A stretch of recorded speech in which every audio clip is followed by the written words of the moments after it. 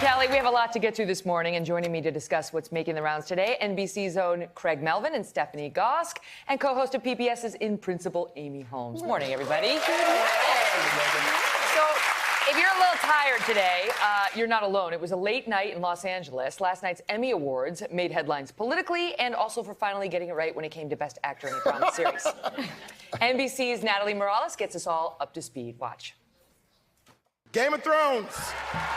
A crowning achievement for HBO's Game of Thrones, winning the night's top award, Outstanding Drama Series. One of the show's stars, Peter Dinklage, taking home his third Emmy for Supporting Actor. Thank you for changing my life. I cannot walk down the street anymore. But it was a highly competitive year with no runaway winners. HBO and Netflix tying for the most Emmys with 23 each. Claire Foy won lead actress in a drama for The Crown. The Americans' Matthew Rhys and Barry's Bill Hader both snagged Best Actor nods. And The Marvelous Mrs. Maisel picked up 5 awards, including Best Comedy Series and Lead Actress for the talented Rachel Brosnahan, who celebrated her show's message. It's about a woman who's finding her voice anew, and it's something that's happening all over the country right now. One of the most important ways that we can find and use our voices is to vote. In quintessential SNL style, Emmy hosts Michael Che and Colin Jost kicked off the show with some jabs at the Emmys themselves. We just want to say a quick hello to the thousands of you here in the audience tonight and to the hundreds watching at home. Presenters also poked fun at the diversity in this year's nominees. Wait, so diversity is not a problem in Hollywood anymore? Nope, we solved it. Diversity was on display in the winner's circle, with Regina King and Tandy Newton both winning Emmy Gold, and RuPaul's Drag Race sashayed away with the best reality competition. If you can't love yourself, how in the hell you gonna love somebody else? Can I get an amen up in here? LGBTQ rights were in the spotlight too, with the assassination of Gianni Versace, which won for Best Lead Actor, Director, and Limited Series. 1 out of every 4 LGBTQ people in this country will be the victim of a hate crime. We dedicate this award to them. Also honored legendary actors like Henry Winkler, who won his first Emmy ever for Barry. I wrote this 43 years ago. If you stay at the table long enough, the chips come to you, and tonight I got to clear the table. Beloved comedic actress Betty White received a tribute. When Alec Baldwin leaned in for a kiss, the 96-year-old didn't miss a beat.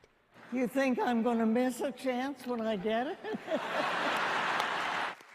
Many actors brought loved ones as good luck charms. Savannah and Hoda caught up with nominee Jessica Biel and her hubby, Justin Timberlake. I'm geeking out harder than she is. You must be so proud. I'm like, this is my favorite award show I've ever been to. But the most talked about moment of the night also involved a couple. In the middle of his speech, Best Variety Special Director Glenn Weiss surprising his partner with a proposal. You wonder why I don't like to call you my girlfriend? Because I want to call you my wife. Will you marry me? Now that's an Emmy nod they'll be celebrating for years. Unbelievable, right? Like, what if he didn't win? That's what you're asking. Right? What if she said no? That was the sweetest moment of the Emmys I think we've ever seen, right? Yeah, I wonder if there's going to be a rash of proposals now at all these award shows. Right. The pressure is on. Apparently his mom died 2 weeks earlier, and so, like, what a turn of events for him. So congrats to the soon-to-be betrothed couple. All right, let's just talk about the most important award of the evening, and that clearly was the one that went to Matthew Rhys of The Americans. Yes. Best Actor in a Drama Series, and if you haven't watched the series The Americans, I urge you to do so. You can completely binge watch it. The acting is amazing, the screenwriting is amazing, and they also won for writing in a drama series, The Americans. It's so good, it's over now. And a lot of nudity. And they're very beautiful to watch while they're nude. You know, one thing that was striking about last night is it's really obvious to me, at least. We're living in the golden age of television. Like, there's so much good TV on right now. It really is. You know. Can I just say, you blew past Matthew Rhys too quickly. Well, I need, for Americans who don't know this man, can I just show you a little clip? He's married to Kerry Russell, his co-star in the show. 2 more beautiful people you've never seen, but here's a little clip of Matthew. The Emmy goes to Matthew Rhys. The woman who truly got me this award, who just stands in front of me every day and puts up with me. She said, if you propose to me, I'll punch you clean in the mouth. I don't have the words, I don't have the time, neither of which would do you justice, Kerry Lynn, except thank you, more to come. Thank you. To come. So they're together. They have kids together. But anyway, they're completely charming, and his work on that show is just spectacular. It's so destabilizing to see an actor that you are used to speaking American. I know. Like Tyrion Lannister. Like little Tyrion Lannister in the first clip, it was like, oh my God, where's his British accent? I don't understand who this is anymore. So that was amazing. I loved watching them.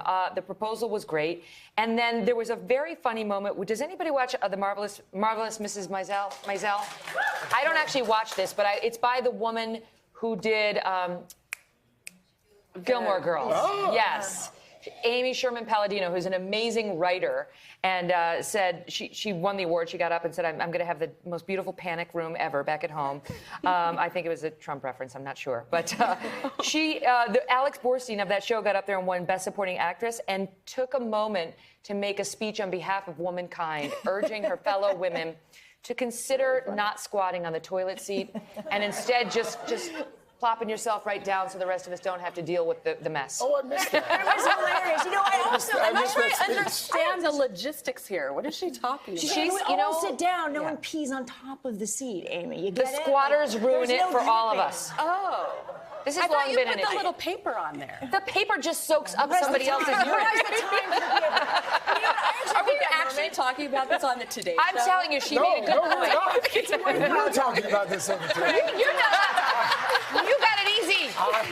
I'm sitting here dumbfounded. I have learned a lot in the last 30 seconds. I actually think also that moment is kind of a dig at those people that get up there and take their speech to lay out some really heavy political message. She's like, you know what my message is going to be? The toilet seat. I'm going to do some goods for society. Yeah, you're not allowed to weigh in. You guys have it easy. No. They just have to find a tree. I loved the Henry Winkler moment, right? The Fonz finally gets. I can't believe he never won an Emmy. I didn't know his that. speech, especially when he told his kids that they could go to bed now because Daddy had won. Right. And how about Betty White? Oh, the first lady of television. Every night is better with Betty White. Yeah, 96 years old. And she was so thankful. She was so grateful, not just to Lorne Michaels, but to everyone in the room for, as she said, putting up with her. Yeah. I mean, it was just to be 96 and so alert as Betty White. And to be awake. And that's right. That's right. It's so true. She got a standing O. Yeah. She said somebody said something the other day about First Lady of Television. I took it as a compliment. Then came the punchline.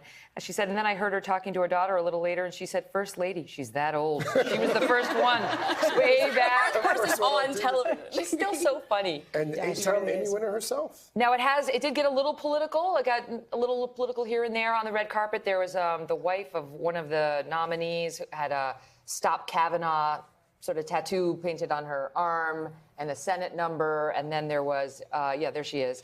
And then the Time's Up movement was handing out these buttons. I believe Christine Blasey Ford, who is the woman accusing Supreme Court nominee Brett Kavanaugh of an assault 36 years ago, back in high school, and then, Anita Hill. So they always get a little political. It was less political, though, than we've seen, I think.